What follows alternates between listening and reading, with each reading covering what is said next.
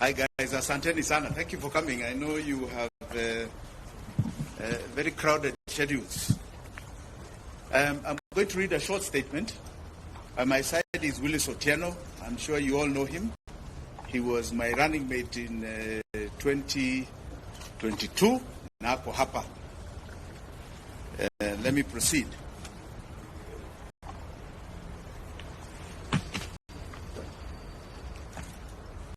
I don't care President Ruto is out of money to respond to the floods disaster. Dear Kenyans, today I am deeply saddened by the devastating large number of Kenyans who have died, injured, or have had extensive destruction to their lives during these flash floods.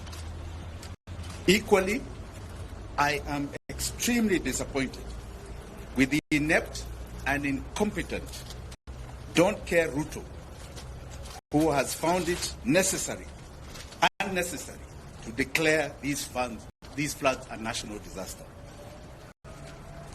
This presidential indifference to the enormous human suffering of the Kenyan people is appalling and horrifying. A Don't Care Ruto must unequivocally apologize to the people for his contemptuously abandoning them.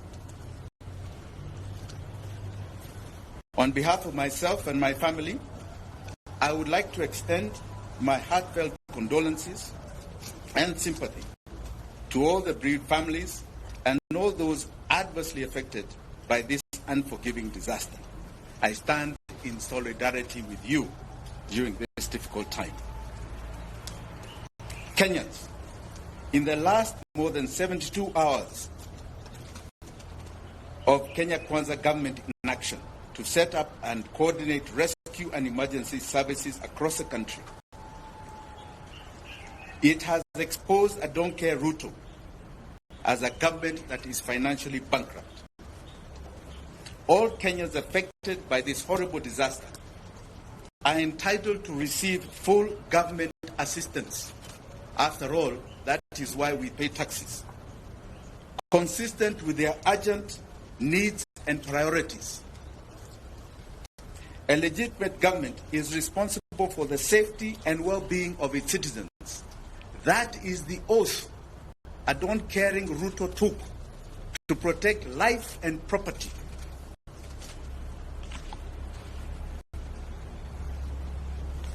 As Ruto does not care, there are many Kenyans who have cared.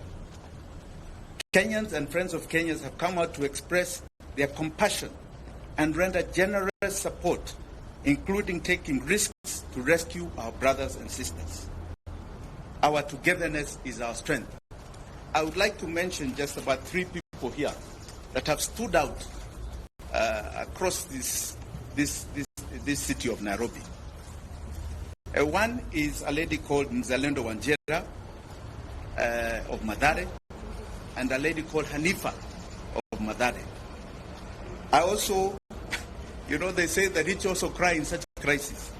In Runda, there is a man called Pascal Kambudha who has been very critical in removing a lot of the drainage in people's homes there. These are heroes, and I'm sure many, many heroes from Maimahio to Elwak to Kilifi are going to come out so that you see the true Kenyans that are patriotic. This disaster has demonstrated to Kenyans that our country is not exceptional. God loves us, but we are not necessarily so-called shielded. We are vulnerable and fragile. Our long-standing systemic political failure is sinking this country into the abyss. Further, this disaster has brought forth the crippling effect of our mammoth debt. A don't care Ruto can no longer live in denial. This debt is painfully killing this nation. Because of the debt crunch, this country is out of money to meet its even most urgent requirements such as this. Funding our rescue emergency services. You've not even seen the activation of our disaster center because they cannot find the money. We have been humiliated, taking a begging bowl around the world in order to help our people at a time of need. In July 2022, I brought the attention of this nation to a forensic report we did on the public debt heist. We warned that the country is dangerously heading to debt distress with dire consequences. We are now living it. We are now living it. We were labeled alarmist. We've been talking for 2 years. We were labeled alarmist. Today, we are officially a country in debt distress. We are going through what you call a slow fiscal death. Neither raising taxes or borrowing more can resolve our chronic problem. Our country is disastrously sinking, fueled by this crushing debt. We are forced into a choice of servicing enormous debt and odious debt to serving our people. The levels of debt are so staggering. Public debt is estimated at 73.2% of GDP. What is more crucial, and I think you should note this, is that today, as we talk in 9 months, 83% of our tax revenue is going to the payment of debt. It's going out. Doesn't serve us. It's going out to bad debt. The government has no money to react to our crisis. And unfortunately, the blue-eyed boys of the IMF and Western capitals, even those who are here, are busy telling us that our economy has stabilized. That is a lie. To understand this devastating debt situation, I don't care Ruto has no money to fund these crises of floods. He is unable to meet his development and service provision obligations. He cannot pay pensions to retirees. He is unable to make disbursements of constitutional revenue share to counties. You've seen governors complaining about no money to mitigate against this current disaster too. His funding education capitation has become a nightmare to him, forcing schools to charge exorbitant parents' fees. His pending bills, our don't care Ruto, pending bills are now over 1 trillion shillings and have completely overwhelmed businesses who are being shut down by auctioneers. Our public debt system, our public health system has literally collapsed due to callous failure to pay our doctors, negotiated and signed CBA agreements. I don't care Ruto must stop lying to Kenyans. Tomorrow, civil servants and workers are celebrating Labor Day with tears and bleeding hearts because of these crippling tax conditions. Kenya is officially under IMF economic and fiscal straitjacket. IMF has imposed toxic, irresponsible and harsh policy conditions that have only worsened the country's dire economic situation. While I don't care Ruto took a high-interest loan to avert a direct default on the 2 billion euro bond maturing in June 2024, this has only compounded the debt problem. The country already has debt distress that is sucking oxygen out of the economy. The expensive loan is partly resolve the threatening Eurobond crisis, only kicked the can down the road at a very high cost. Borrowed loans in excess of the next 2 generations to pay in violation of the Constitution. The only way out for Don't Care Ruto is to stay with his current painful fiscal and tax policies path, which is taking the economy to the grave. Alternatively, he agrees to what we have suggested over and over again: debt default, and kickstart a process of debt restructuring. In agreeing to default, I don't care Ruto will be breathing fresh space into Kenyans' lives. This will pave way for an independent, comprehensive forensic audit and investigation of public debt, and allow the country to agree on the necessary radical economic and government structural reforms.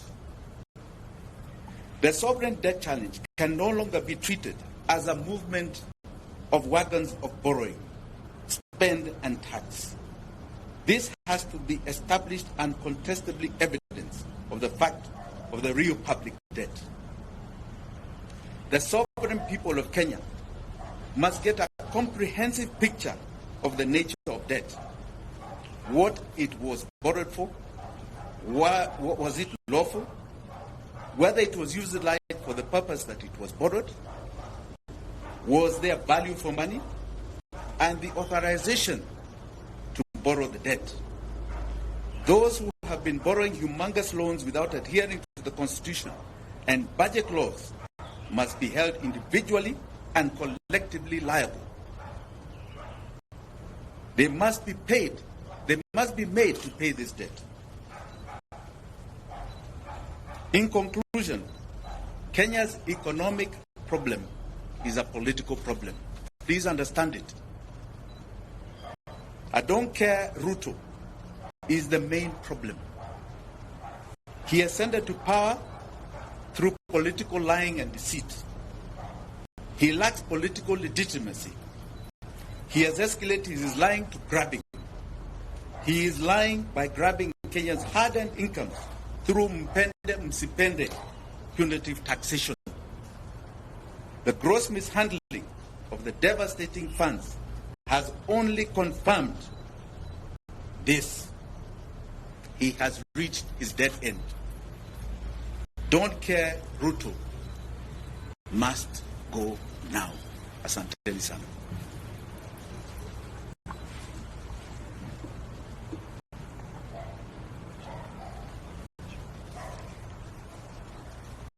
I also would like to add that as a family, we have what is called the Minor Wanjigi Foundation that is giving a contribution to Red Cross to help those who are affected. It is a large contribution. We would rather not say it, but we are giving to the Red Cross to help victims of this current disaster. Thank you.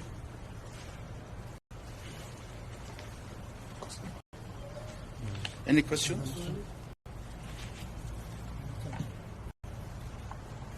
No? Okay. Thank you. Until this happens.